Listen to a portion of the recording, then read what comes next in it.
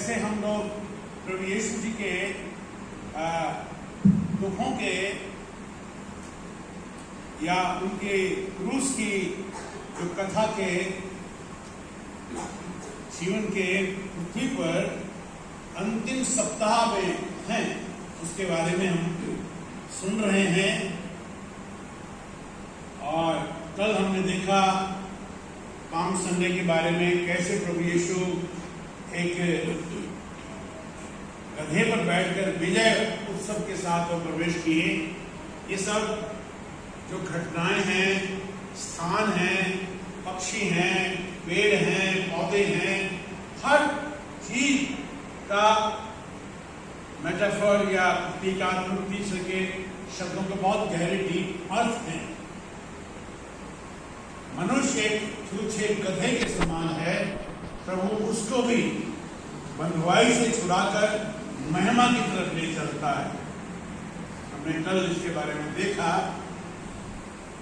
और उसको छुड़ाया, उसके ऊपर वस्त्र डाले गए जो धार्मिकता के प्रतीक हैं, और प्रभु यीशु मसीह उसके ऊपर बैठ गए। पवित्र आत्मा का प्रतीक है, जो प्रभु यीशु मसीह स्वयं परम आत्मा है, वो पवित्र आत्मा है। परमेश्वर अनादि अनंत जो है वो परमेश्वर है, इसके बहुत गुण है। वो कौन है? वो यीशु है। वो क्या है? वो पवित्र आत्मा है।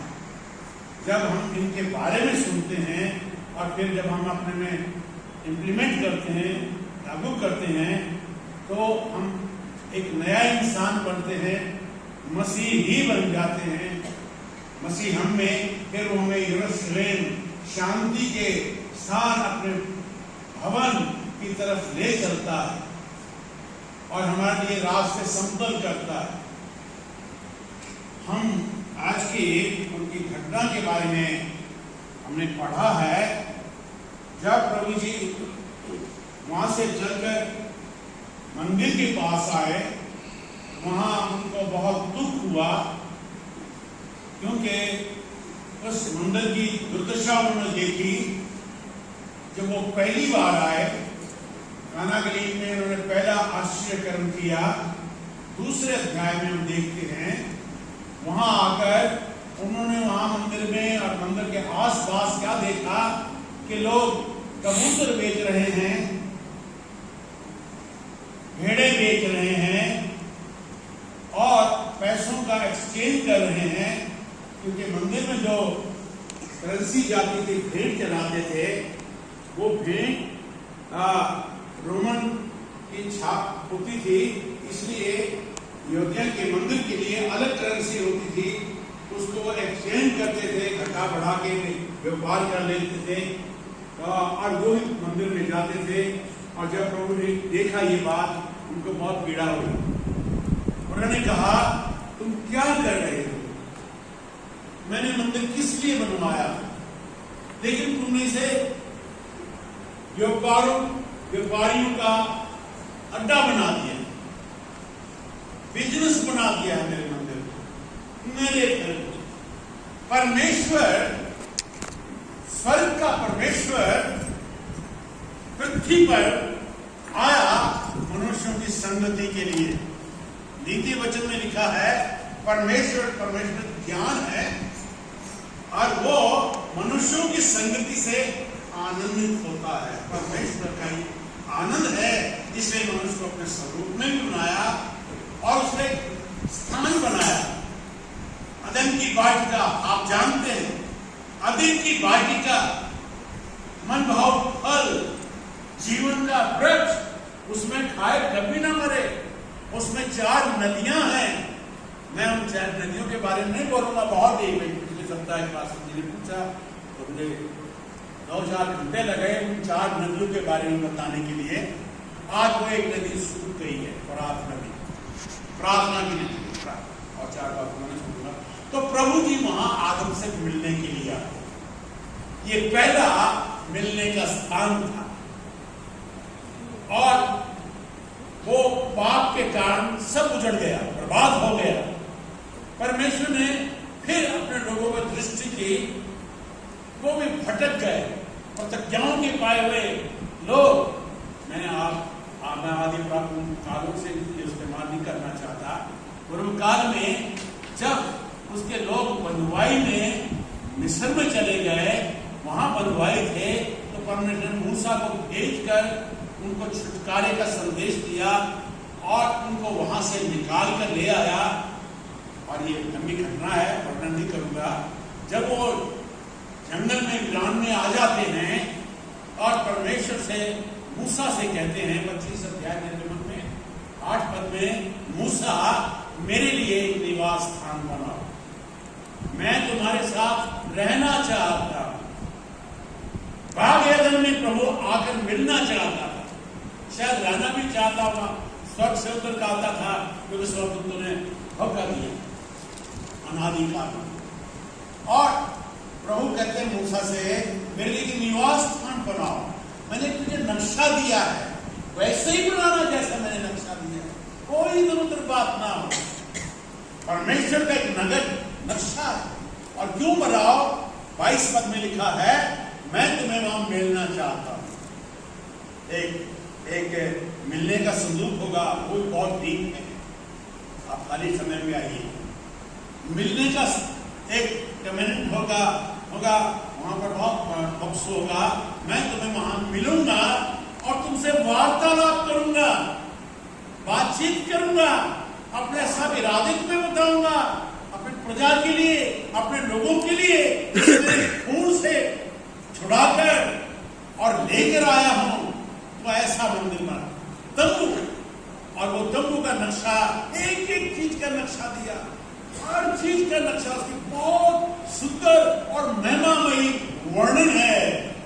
समय नहीं है कि मैं आपको मंदिर के बारे में विशाल बातें करूं।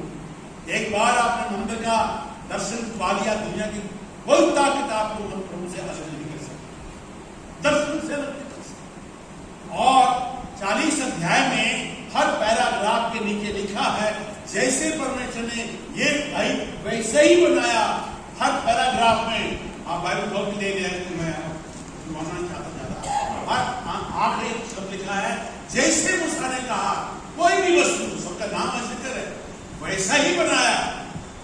और आखिरी पैराग्राफ में लिखा है, जब परमेश्वर ने मूसा ने सब कुछ बनाया और वो परमेश्वर की महिमा से भर गया, बादल से भर गया, और मूसा उसके अंदर प्रवेश नहीं कर सका। इतना तेज था, इतना प्रकाश था, इस सूर्य में कोई प्रकाश नहीं है। वो शकीना ग्लोरी इतनी महान है, बर्दाश्त नहीं कर सकते। 16 अक्टूबर 1971 एक छलकी देख पाया था, कैसे मैं बचकर आपके पास आया मैं बता नहीं सकता। वो शकीना ग्लोरा देखी, दिन में बादल और रात में अग्नि का खंभा उनकी अगुवाई करता था।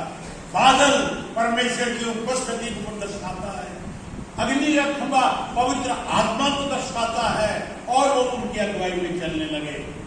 और समय आया, लोग फिर पाप में गिर गए। एली के जमाने से पाप गिरना बढ़ने शुरू हो गया, उसके बच्चों के द्वारा पाप बढ़ने लगा। और एली के जमाने में और दाऊद के आते आते वो तंबू भी गायब हो गया, वाचा का संदूक भी गायब हो गया। और दाऊद के अंदर ये हृदय में इच्छा थी, मैंने एक ही वर मांगा है कि मैं जीवन भर तेरे भवन में रहने पाऊं।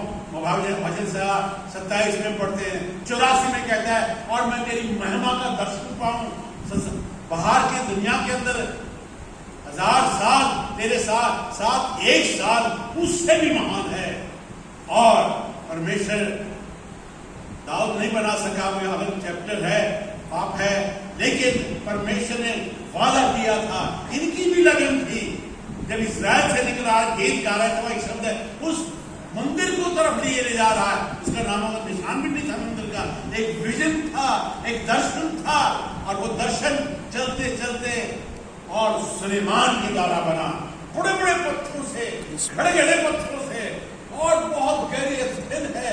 वो जब मंदिर बन गया, परमेश्वर की ऊपर जो वहां पर बलिदान चढ़ाए शुद्धिकरण के लिए, और वो परमेश्वर की महिमा से भर गया, भरपूरी से भर गया।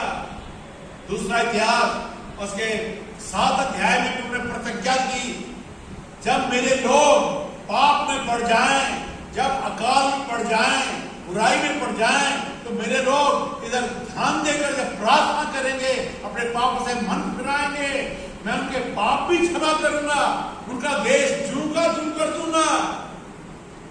और फिर अहाब जैसे राजा आए, इजबेल जैसी रानी आई और अकाल पड़ता रह गया। 150 साल तक इज़राइल देश में वर्षा नहीं हुई, उजड़ गए, बर्बाद हो गए। प्रभु ने बहुत प्रतिज्ञाएं दी कि शायद वो और उनको कैसा वो देश होगा। और इसका धन्यवाद हो, अपने समय के ऊपर 1948 में उन्होंने उस देश को फिर बहाल भी किया। और वो मंदिर जो था, नबूकदनेस्सर ने उसको उजाड़ दिया, उसकी सब वस्तुओं को लेके चला गया। उसके बेटे ने बेलशस्सर ने मंदिर की वस्तु में मदिरा पी, नर्तकियों को, वैश्याओं को, नाचने वालियों को लिया, तोला गया, कष्ट था। बाबल की बंधुआई में फिर परमेश्वर ने इनकी शुद्धि ली और एजरा जैसे लोग और नहमिया जैसे लोग उपवास और प्रार्थना से और समर्पण के साथ उजड़े हुए यरूशलेम को फिर बसाया और मंदिर को फिर बनाया। और वो फिर हिजकिय्याह जैसे के जमाने में फिर परमेश्वर की महिमा चली गई, फिर मंदिर बनाया गया, फिर देश के समय फिर बनाया गया। प्रभु यीशु के समय वो मंदिर था। उससे पहले अगर इतिहास को पढ़े, लोग लंगड़ी भेंटे लाते, अंधी भेंटे लाते, लुंगली भेंटे लेके आते और प्रभु का, और लोग दुखी थे। प्रभु लोग प्रभु जी क्या करें हम, प्रभु तुमने मुझे लूटा, कैसे लूटा? अंधी, लंगड़ी और बीमार, रोगी भेंटे लेके आते हो मेरे पास। क्या मैंने ये तुम पर मैं भेंट भी नहीं ले आते मेरे भवन में, ताकि मैं पहले की दशा फिर से ऐसे कर दूं।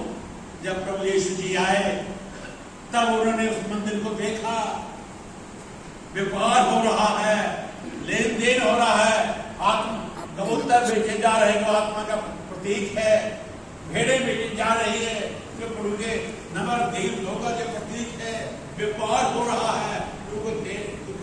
3 साल तक सिखाता रहा, समझाता रहा और ये कहा मैं आप पहले बागे अदन में वो मंदिर बना दिया, वाटिका मूसा से बनवाया नक्शा देकर, और तीसरे स्थान पे प्रभु कहता है मैं बनाऊंगा अपनी वाटिका, I will build my church. मतलब ये भेद किसको? जो प्रभु यीशु मसीह को रेवलेशन जान सके, यीशु मसीह को जान सके, उसके बारे में नहीं, बहुत कुछ उसके बारे में कहते हैं। यीशु मसीह को जाने तो धन्य होगा, तो शमौन नहीं पत्थर से चट्टान होगा। मैं तेरे इस प्रकाश के ऊपर अपनी कलीसिया बनाऊंगा, अधोलोक के फाटक उसका पड़ना होंगे। प्रभु ने अपने मन में यह बात रखी। आखिरी सप्ताह जब मंदिर में आते हैं, 5 संडे के बाद हम अभी पढ़ा लूका 12 अध्याय में, सारे अध्याय में कैसे वो लोग व्यापार कर रहे हैं, लेन देन कर रहे हैं और लूट रहे हैं। वहां पर जेल में पढ़िए जाके उस घटनाओं को 4 अध्याय में पढ़िए। तब प्रभु ने कहा तुमने मेरे ये प्रार्थना का घर होना था, क्योंकि अब्राहम से वादा किया, ये शायद ने कहा, ये शायद से कहा उन दिनों में जब चल रहे थे, क्या मेरा घर प्रार्थना का घर भी कहलाएगा? प्रार्थना की नदी खत्म हो गई, फरात नदी सूख गई है। अब इससे सेना चढ़कर यरूशलेम की चढ़ाई करेंगे। गूगल में जाके पढ़िए फरात के बारे में मेरे प्रियो। और वो पहली नदी जिसमें बहुत नदी और वो है परमेश्वर अध्ययन की नदी। जब प्रभु ने कहा मैं अपनी कलीसिया बनाऊंगा, प्रभु ने जब कलीसिया बनाई, उसकी नींव रखी, तौबा करो, यीशु मसीह में विश्वास करो, मन फिराओ, बपतिस्मा लो, मसीह के साथ मरकर जी उठने का अनुभव पाओ, उनको शिक्षा बनाई और तब प्रभु ने 3000 उद्धार पाए। प्रेरितों से शिक्षा, पहली नदी, पहली दीवार, प्रेरितों से शिक्षा पाना, बाइबल के गहरे अध्ययन को सीखना, अपोस्टलिक टीचिंग को लिया और आपस में संगति रखने की नदी। आपस में मिलते जुलते रहो, दिन बहुत लगे, तुम मिलजुल कर मेरा घर बनते चले जाकर। इफिसियों और 2 में कहता है हम प्रेरितों की नींव के ऊपर परमेश्वर निवास स्थान बनते चले जा रहे हैं। मेरे प्रियो, हम जीवते पतरस से बुढ़ापे में ये कह सका, जिसने कहा था मैं अपनी कलीसिया बनाऊंगा, अधोलोक फाटक पर नहीं होंगे, मैं वो पूंजी दूंगा तेरे इस प्रकाशन के ऊपर। और वो बुढ़ापे में कहता है हम जीवते पत्थरों की नाई परमेश्वर का मंदिर बनते चले जा रहे हैं। मेरे प्रियो, जिसने ने प्रभु अपने पश्चाताप करके प्रभु यीशु मसीह को ग्रहण कर लिया है, वो एक जीवता पत्थर है। वो प्रेम की सीमेंट से जुड़ता हुआ एकता में परमेश्वर का घर बनता चला जाता है। अगर आज यीशु मसीह आ जाए, अगर आज यीशु आए, क्या अपने जीवन में व्यापार कर रहे हैं? क्या डाकुओं की खोट बना रही है, लूट खसूट हो रही है, बंदर उजड़ रहे हैं? मैंने देश विदेशों में देखा है कि वहां के जो चर्च बिल्डिंग थी, जिसे मंदिर कहते हैं, वो बिक गए हैं। देवी देवताओं के मंदिर नहीं बन रहे, गुरुद्वारे बन रहे हैं, जादू टोनों के अड्डे बन रहे हैं। खुद अपनी आंखों से देखा है यूएस में। हे मेरे प्रियो, यहाँ हिंदुस्तान में मैंने देखा बहुत जगह उजड़ रहे हैं, अधोलोक पे हमला हो रहा है। प्रभु आया उसको साफ करने के लिए। और चेतावनी देखता है। एक रात को मैं अभी जब मेरी फिल्म बना रहा था, तो मैंने देखा वहाँ की मेरे जीवन में संगति ना होने से पीना खाना हो गया। मैंने देखा कि मैं के हाथ पैरों में कीड़े ठोक रहा हूँ, मैं उठ नहीं पा रहा हूँ, बड़ी डीप आवाज है, मैं डर गया। बाइबल अच्छी तरह पढ़ने नहीं जाता था। यीशु का क्रिश्चियन कैलेंडर था, वहां लिखा था यह पहला कुरिन्थियों 3:16, क्या तू नहीं जानता तू परमेश्वर तेरी देह परमेश्वर का मंदिर। बहुवचन में एक ईंट से मंदिर नहीं बन जाती, हम सब मिलके परमेश्वर का मंदिर बनते चले जा रहे हैं, जिसमें परमेश्वर की महिमा तुम्हारे जीवन में आत्मा से खड़ा हुआ पत्थर, पवित्र आत्मा से अभिषेक किया हुआ पत्थर, लहू से जुड़ा हुआ, आत्मा से अभिषेक किया हुआ पत्थर, प्रेम से जुड़ा, परमेश्वर से प्रेम, आपस में प्रेम, ये कीमती कलीसिया है। परमेश्वर का ये कलीसिया का मंदिर है। आप कलीसिया हैं। प्रभु आपको आशीष दे। प्रभु जब आकर देखे हमारे जीवन में व्यापार न हो, लेन देन ना करें, परमेश्वर के साथ खिलवाड़ न करें। आज हम देखते हैं चर्च बिल्डिंग बिक गए हैं, कंपाउंड बिक गए हैं, और बड़ी पीड़ादायक बातें हैं। मैं आपके साथ घंटों बता सकता हूँ। 53 ईयर्स हो गए हर हिंदुस्तान में, और जगह जगह कन्वेंशन में क्या क्या मैंने देखा। मेरा दिल रोता है, अब भी रोता है। क्या हालत है। प्रभु उस वक्त रोया, भला होता जैसे मुर्गी अपने बच्चों को पंख में ले लेती है। ईशाया पाठ में वो पंखों में प्रभु की संगति में सुरक्षता का स्थान है। प्रभु अपने घर में खजूर की तरह से बढ़ाना चाहता है। प्रभु आप लोगों को आशीष दे।